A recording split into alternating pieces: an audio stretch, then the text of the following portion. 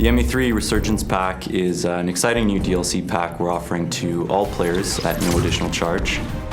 It adds 6 new kits, some new races that no one's gotten to play before, 3 new guns, and a bunch of new equipment.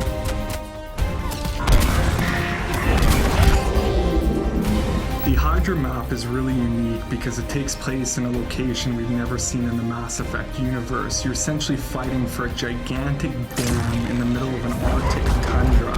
It's a big open space that offers great gameplay for snipers, infiltrators, and vanguards. So Condor takes place on one of Palaven's moons, and it's a hot spot, and you can actually see Palaven being assaulted in the distance. It's kind of like a hill defense area. If you're at the top of the hill, you'll want like long-range guns because you can see the whole battlefield as the enemies come up. If you're down at the bottom, you'll want assault classes that can just storm the beach. The Batarian soldier is good close range. We really geared them to be kind of brawlers. My favorite new power is probably the Batarian's ballistic blades.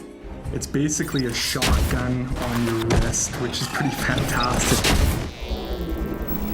I think my favorite new kit is the Get Infiltrator. His new hunter mode power allows him to see through walls, which adds a totally new dynamic to the battlefield. When you put on hunter mode, it basically reduces your shields down to half.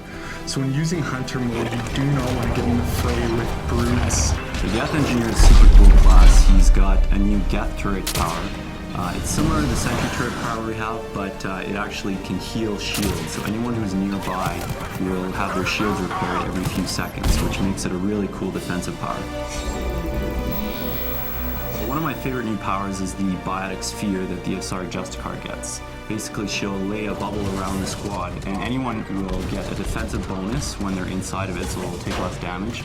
But also, any enemies that come inside it will get biotic effects on them, they'll take more damage. So it's really kind of a tactical power.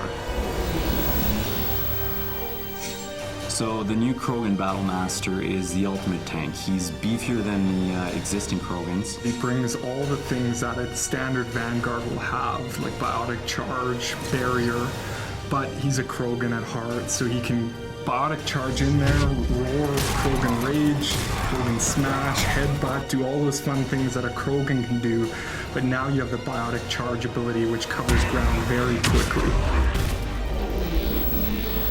All 3 of the new weapons bring unique gameplay to the table. You have the Krogan Assault Rifle, which basically fires out mini projectiles that explode on contact.